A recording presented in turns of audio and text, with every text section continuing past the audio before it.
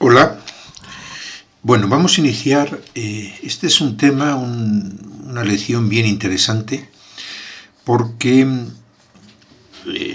vamos a ver a lo largo de nuestra vida pues una serie de hitos económicos o hitos dentro de nuestras finanzas personales, dentro de nuestra gestión de finanzas personales, que nos van a influir mucho en los objetivos finales que podemos llegar a tener. Yo creo que muchas personas de las que me están escuchando han contratado ya una hipoteca, o sea, el crédito para la gestión de la compra y obtención de una propiedad inmobiliaria. Creo incluso que muchos de los que ya han tenido una hipoteca, tal vez en el futuro va a tener una segunda hipoteca, una tercera hipoteca nueva, o en algunos países es posible hipotecar sobre lo anterior, ¿no? Y algunos nunca han tenido ninguna hipoteca, pero que todos en general, los que no lo han tenido, pues se ven en la necesidad de decir, oye, es un proceso lo suficientemente importante para que nos fijemos en él. Bueno, pues esta lección lo que trata, como hemos puesto algunas en particular, compra un coche, compra una casa, en este caso adquiere una hipoteca, ¿no? Yo creo que requieren una lección en particular. Bueno, el proceso de búsqueda de un crédito hipotecario se explica en 7 pasos fundamentales para optimizar las finanzas personales y asegurar una mejor oferta en el préstamo, ¿no? Este es el objetivo que tenemos en la presente lección. Vamos a ver un proceso hipotecario en etapas, en fases, a ver cómo podemos de alguna forma determinar, tanto de una forma cuantitativa como cualitativa, qué es lo que más nos interesa, ¿no? Entonces, desde luego, yo me encuentro con muchas personas, donde, y creo que están divididas en porcentajes muy amplios, en que ven la necesidad de no tener en su vida ninguna deuda, lo ven como un objetivo importante en sus finanzas, totalmente loable. Hay muchas personas que no quieren tener deudas porque les da un estrés y prefieren llevar sus objetivos personales a través del ahorro, ¿no? Y otros, ¿no? Un porcentaje muy amplio, que para conseguir pues una casa, un coche y demás, no tienen más remedio que adquirir un crédito. La hipoteca es una diferencia por la cual es un crédito muy importante, van a ser muchos años, va a ser mucho monto, y el objetivo que tiene es adquirir una vivienda, ¿no? Entonces vamos a ver, en este crédito hipotecario, que tiene ya en sí la importancia de vida como para que le prestemos atención, ¿qué podemos hacer, ¿no? Entonces, para optimizar nuestras finanzas personales, tenemos que uno de los elementos más importantes, tenemos que tener una metodología clara y tenemos que ver de una forma precisa cómo podemos gestionar la obtención de un crédito hipotecario. El primer paso de un crédito hipotecario, y el primer paso yo creo que también interesante, independientemente de que tengamos el crédito hipotecario, tenemos que ver nuestros informes de crédito. En países, por ejemplo, como Estados Unidos, donde el crédito es importantísimo, donde la gente tiene en crédito, muchas veces, por ejemplo, en Estados Unidos es 2 veces los ingresos anuales de lo que la gente tiene en créditos. En Europa también, en el sur de Europa, en España, en Italia, las personas se endeudan bastante, tanto en hipotecas como en créditos personales, renta de bienes y demás. Entonces, antes de podernos ver en una solicitud hipotecaria, tenemos que analizar nuestra capacidad de crédito, nuestros informes de crédito, ¿no? Nuestra salud e historial financiero crediticio, ¿no? Es una piedra angular. Entonces, en todos los países, y si no vamos al propio banco, tenemos que pedir un informe crediticio, ¿no? A través de pueden ser agencias privadas o agencias oficiales, donde nos den cuál es nuestro rating, cuál es nuestra capacidad de crédito que tenemos, ¿no? Aquí es importante que aunque no tengamos informes de crédito, sí hemos pedido mucho crédito en nuestra vida. Fíjense que para efectos financieros, tal vez el retraso en el pago de una factura de teléfono, un pequeño, sobre todo de teléfono, un pequeño historial que tengamos en el banco en que nos hayamos retrasado en el pago de la tarjeta de crédito. Entonces ahí ya con la tarjeta de crédito automáticamente tenemos que razonar que hemos tenido crédito. O sea, hemos tenido un historial donde el banco nos evalúa en el crédito. Fíjense que nosotros lo que vamos a presentar al banco es una situación personal y financiera. En esa situación personal y financiera, el banco nos va a evaluar la capacidad que tenemos de ingresos o el volumen de ingresos que tenemos y nuestra forma de atender a las obligaciones financieras. Segundo elemento es que podemos mejorar a corto plazo esa puntuación crediticia. Esto es muy importante en muchos países, ¿no? Donde el sistema financiero ha evolucionado de una forma hacia el desarrollo de funciones financieras mucho más eficientes y efectivas, ¿no? Y ver la puntuación de nuestros créditos, desde luego sí tiene que ver mucho con estrategias que podemos llegar para que sean más eficaces, ¿no? El historial de pagos, ¿no? Un historial de crédito, un historial de deuda y crédito pendiente, un historial de estabilidad financiera, una estabilidad de nuestros ingresos, pueden ser bien interesantes. Entonces, ¿se puede mejorar la puntuación crediticia? Sí, definitivamente. Entonces, dependiendo de cada uno de los países, vamos a atenderlo. Lo más importante para ver esa puntuación crediticia es nuestra calidad de pago de los créditos. No nos van a evaluar por el tamaño del crédito, no nos van a evaluar por la cantidad de créditos, pero sí nos van a evaluar por el historial de pagos. Muy importante, ¿no?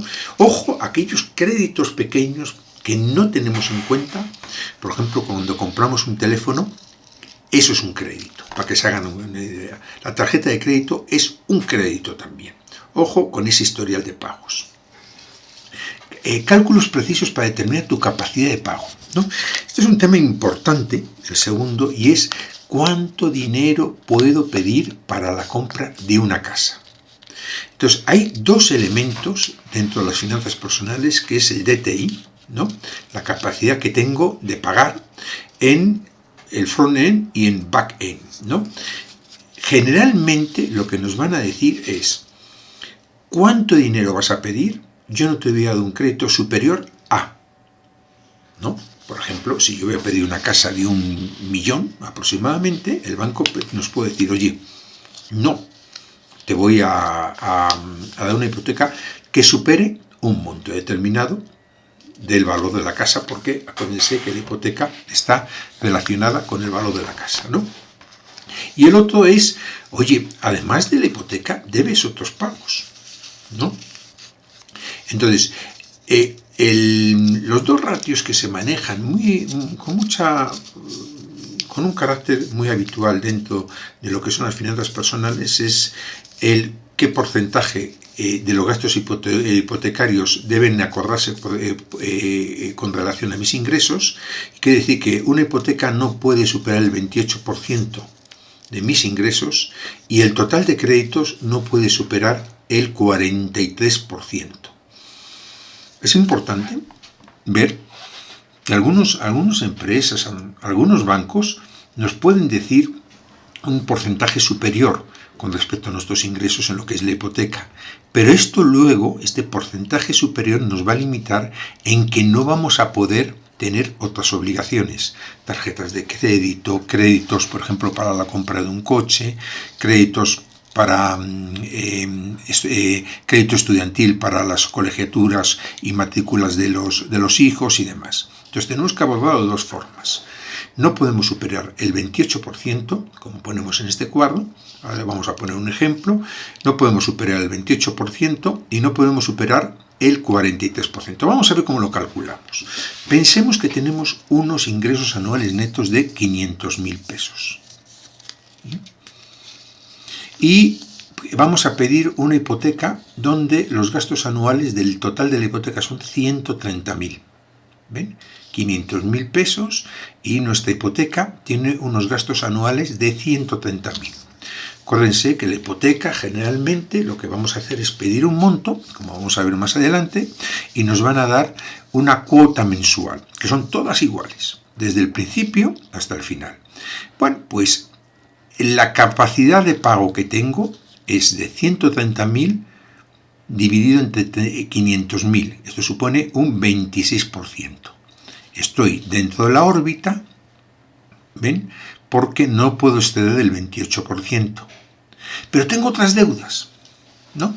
Una compra de un coche, el pago de esas colegiaturas con un crédito que he pedido, unas vacaciones que me fui y que las estoy pagando. Entonces el total de deudas que tengo es de 205.000. Bueno, este DTI, Backley, nos dice que es 205.000 entre 500.000, es el 41%. No puedo exceder del 43%, siendo el óptimo un 36%. No estoy en el límite superior, pero lo razonable es que vaya caminando hacia un 36%. ¿Cómo?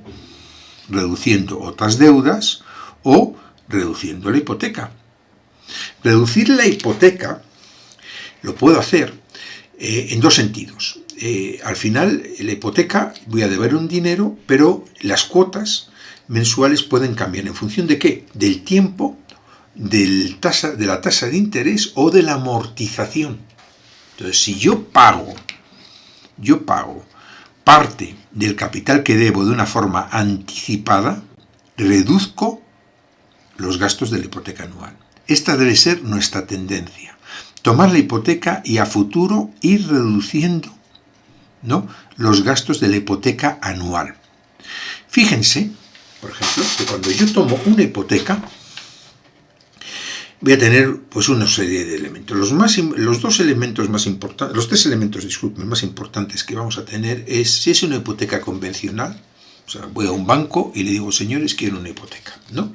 Entonces ellos, como productos financieros, nos van a decir, aquí tiene usted una hipoteca con estas condiciones. Algunos países, para fomentar la vivienda, lo que van a hacer es ayudar, están respaldados, ¿no? Hipotecas respaldadas por el gobierno, ayudas en el gobierno. Esto pasa, por ejemplo, en México bastante con Infonavit, donde es un servicio que el gobierno a las familias, ahora ya es prácticamente amplio para todo el mundo, pero el origen y el fin y la prioridad son las familias más necesitadas, les ayudan en sus créditos hipotecarios.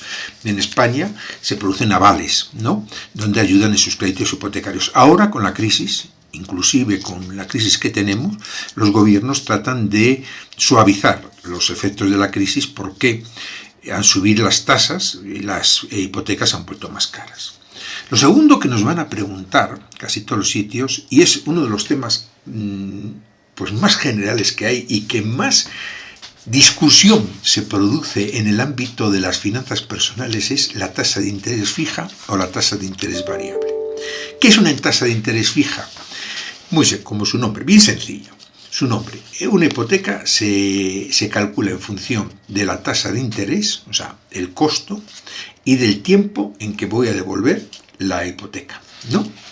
Como vamos a ver ahora con un ejercicio. Entonces, una tasa de interés fija quiere decir que la tasa no se va a mover en el tiempo, pase lo que pase. Yo voy a estar pagando la hipoteca 10, 12, 15, 20 años y la tasa va a ser la misma todos los años. ¿Vale? La otra, la tasa de interés variable, es que la tasa va a fluctuar. ¿En función de qué? En función de cómo fluctúen las tasas de interés en la economía, ¿no? Si yo voy ahora a comprar un bono del Estado, o sea, voy a invertir en algún instrumento financiero, por ejemplo, muy típico en finanzas, que es algún instrumento financiero, son instrumentos entre nosotros de deuda, pero algún instrumento financiero que el gobierno proponga, ¿no?, todos los países, me va a dar una tasa. Generalmente esta tasa va a variar en el tiempo. Unas épocas van a ser más grandes, más altas, y unas épocas van a ser más bajas. Hay instrumentos financieros donde también me dan tasas fijas. Entonces, esta es una gran decisión. ¿De qué depende? Bueno, riesgo, ¿no? Ahora que estamos en un momento, por ejemplo, ven que son versión 23 del curso, estamos editando este curso, ahora mismo esta lección, a finales del año 23, en noviembre del 23, las tasas están muy altas. Por tanto, las tasas hipotecarias están muy altas. Los gobiernos tienen las tasas muy altas porque en su política económica interesa ralentizar la economía, entonces elevan las tasas de interés, ¿no? Dan más dinero en sus bonos del Estado, en sus instrumentos, entonces ahora es un momento de tasas altas. Pero hace 3 o 4 años era un momento de tasas bajas. Entonces la tasa sube y baja, ¿no? Entonces cuando es baja, muy bien, y cuando es alta, pago más. En la tasa de interés está fija. Generalmente, a largo plazo es lo mismo. Es lo mismo. O sea, ese volumen que sube y baje va a ser igual que una tasa fija. La economía se tiende a que los valores son promedios en el tiempo, ¿no? Bueno, pero aquí hay algunos de ustedes donde, ¿qué interesa? Cuando alguien tiene un perfil de riesgo muy bajo, no quiere riesgos, yo le aconsejo tasas fijas. Cuando la persona asume y tiene unas finanzas donde puede de alguna forma asumir riesgos y maneja las finanzas con mayor previsión, yo le aconsejo variable.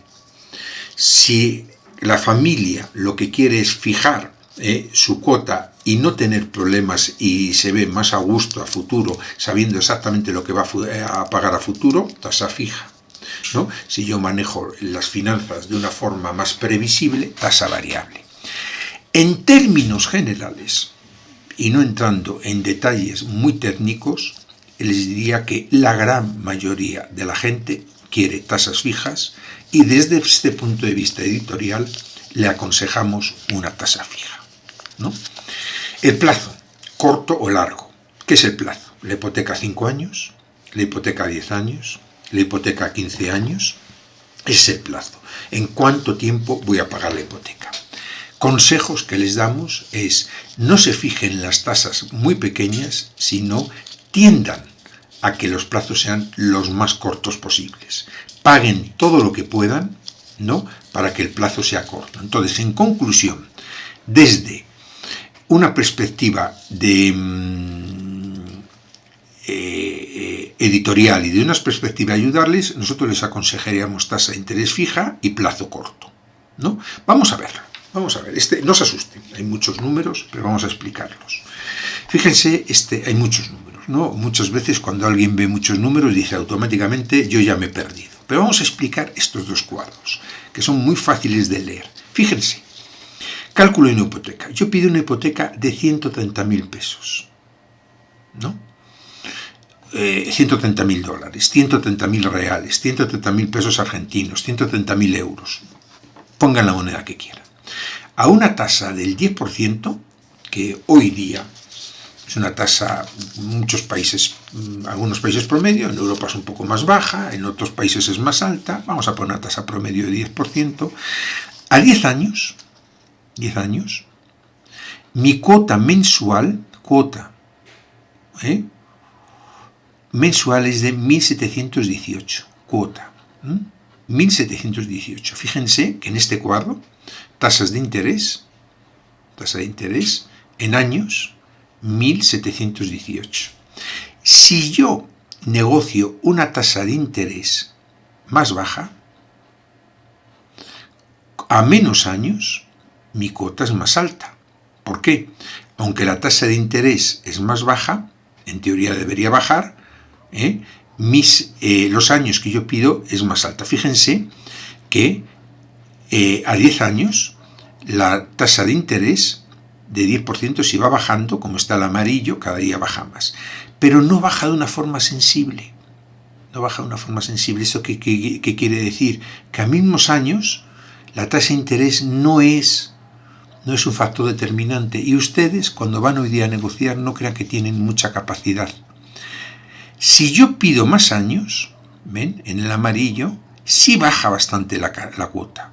¿Ven? En vez de pagar 1.718, pago 1.397. Si es verdad que a la misma tasa pido más años y la cuota baja, entonces esto muy bien, pago menos, ¿no? Fenomenal. Fíjense que si bajo los años, pago más. O sea, porque devuelvo el dinero antes. pago más y pago 1000 más, o sea, pago prácticamente un 40% más. Y oye, esto es mucho dinero, yo me ahogo. Pero si lo leemos de otra forma, fíjense que multiplicamos el monto por el dinero total que pagamos. Esta segunda cuadro es el dinero total que vamos a pagar.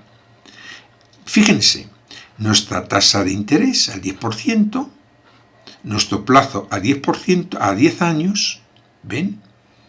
Aquí, según les estoy marcando, yo estoy pagando un total de 206.155 frente a un crédito de 130.000. O sea, estoy pagando literalmente 66.000 más. Pero si yo lo pido a 5 años, en vez de pagar 206.000, pago 165.000. Pago mucho menos. Total, el préstamo. ¿De dónde obtengo este valor? Las cuotas, el total de cuotas, el total de préstamo que pago. Yo pido un préstamo de 130.000, pago cuotas de 100.718, ¿no? Por tanto, el total del préstamo que pago de 130.000 no son 130.000, hay que pagar los intereses, es 206.000, pero si pago a 5 años, obsérvenlo, pago mucho menos. Si pago a 15 años, pago mucho más. Observen la diferencia. Hay una diferencia de casi 100.000. ¿Merece la pena? Yo creo que a lo mejor merece la pena, como ven, pagar mayor cuota, pero al final pagamos un crédito más bajo. ¿Ven? Esto es fundamental. Fundamental. Entonces ustedes sí escojan su cuota, pero también pidan al banco el monto total de lo que van a pagar. Y verán que les interesa reducir al máximo el tiempo de pago de la hipoteca. ¿Vale? Este es un cuadro donde se calcula con matemáticas financieras y lo pueden tomar como medida, ¿no? Hemos puesto 130.000 como podíamos, pero los bancos están obligados a darles este tipo de cuadros. Pidan este tipo de cuadros y no decidan por la cuota, decidan por el monto que van a pagar. Bueno, otro elemento importantísimo es, nosotros vamos a solicitar una hipoteca y nos van a pedir una documentación. Es muy importante que tengan siempre esta documentación lista. El elemento más importante es que nos van a verificar los ingresos. Entonces, vamos a pedir la hipoteca, hemos escogido la casa y fíjense la diferencia que hay en escoger una casa y negociar el precio con una hipoteca preaprobada que con una idea de que voy a pedir una hipoteca y Dios dirá. La negociación es totalmente distinta, entonces nos interesa presentar la documentación para la hipoteca y que sea la más precisa posible. Verificación de ingresos. ¿Cuántos ingresos tenemos? Generalmente nos van a pedir los 2 últimos años, ¿no? La prueba de activos, ¿no? La prueba de activos es qué tenemos. Nuestros estados de cuenta, ahorros, cuentas de cheques, otras propiedades, avales, ¿no? La prueba de esos elementos, ¿no? La lista de las deudas que tenemos, ¿no? Pues a lo mejor tenemos otras hipotecas, tenemos otros créditos, hemos comprado un coche, ¿no? Y luego nos pueden pedir una serie de documentos adicionales. Esto es importante que lo presenten de una forma ordenada y lo tengan ya listo, ¿no? Es muy interesante que visiten distintas entidades de crédito, que vean las tasas de interés competitivas. Es el pilar de la economía financiera. Cuanto más competitividad hay en la oferta, la demanda está más tranquila, ¿no? Nosotros queremos una oferta competitiva, que compita, ¿no? Entonces, ¿a qué ha pasado? Entonces, visitemos distintos. Y hoy día prácticamente no hay que ir al banco y hay mucha información, incluso casi todos los países suelen tener entidades donde comparan distintas tasas de interés. No se vayan con la tasa de interés que les ofrece su banco habitual. Como se suele decir coloquialmente, pateen en la calle y elijan en la mejor institución financiera. Aquí es muy importante que la institución financiera también sea una institución financiera que sea reconocida por el regulador, ¿no? Y van a tener mucha información. Ojo con la información que lean, Cuando les ponen las tasas de interés, tiene que ser la tasa interés anual. El TIE, la APR, tiene que haber un documento que diga, yo te voy a cobrar esto. ¿Por qué? Porque hay mucha letra pequeña, hay seguros, hay valoración, hay tasas mensuales, tasa anual. No somos economistas, no somos financieros, no entendemos de matemáticas financieras, pero de sentido común sí. Yo quiero saber cuánto me sale la hipoteca, qué tasa total tiene la hipoteca. Ustedes tienen que preguntar es la TIE, la tasa total o la APR que tiene la hipoteca. Es muy importante que ustedes presenten todos los documentos y les hagan una preaprobación del crédito. Esta preaprobación del crédito es, yo me voy tranquilito porque el crédito hipotecario ya está aprobado, ya tengo los documentos, ya he escogido el banco, tengo una idea de cuánto voy a pagar al mes, cuál van a ser la tasa fija, el tiempo, voy a tener todas las condiciones que les hemos expuesto aquí. Ven que es un vídeo, luego les vamos a bajar esta presentación para que la tengan en papel. Vayan. Y es muy interesante porque esta preaprobación nos va a cambiar totalmente nuestra posición a la hora de comprar la casa con más confianza. Vamos a emprender el proceso de compra de casa de una forma totalmente distinta, ¿no? Entonces, por favor, preaprueben antes de comprar, ¿no? Este respaldo, o sea, presentar un respaldo sólido de activos fortalece nuestra posición, ¿no? Desde luego tenemos que pensar que la hipoteca es a largo plazo. Y ese largo plazo puede haber infinidad de situaciones, bodas, colegios, situaciones positivas, negativas, herencias. Es muy importante que esta hipoteca siempre esté respaldada por ahorros activos y que esté garantizada su estabilidad. ¿Qué pasa? Que después de X años, imagínense una hipoteca de 10 años, y tengo un problema en el año 8, pierdo todos los 8 años anteriores porque me embargan la propiedad. Entonces, es muy importante que yo, al lado de la hipoteca, haga un plan para que esa hipoteca tenga cierta estabilidad. Bueno, contratar una hipoteca es uno de los más importantes hitos financieros que vamos a hacer. Tenemos que hacerlo con una forma cuidadosa, tenemos que cuidar, debemos de cuidar y analizar esta decisión con empeño y dedicación. ¿Han visto una guía? Por favor, yo creo que es muy importante que tomen conciencia y se motiven de que las cosas bien hechas están, y una hipoteca bien consolidada con los consejos que les hemos dado va a ser un apoyo importantísimo en sus finanzas personales. Bueno, con esto me despido y nos estaremos viendo en la próxima lección de finanzas personales. Como ven, vamos atacando punto a punto de una forma sencilla y deseo que haya sido de su mayor interés.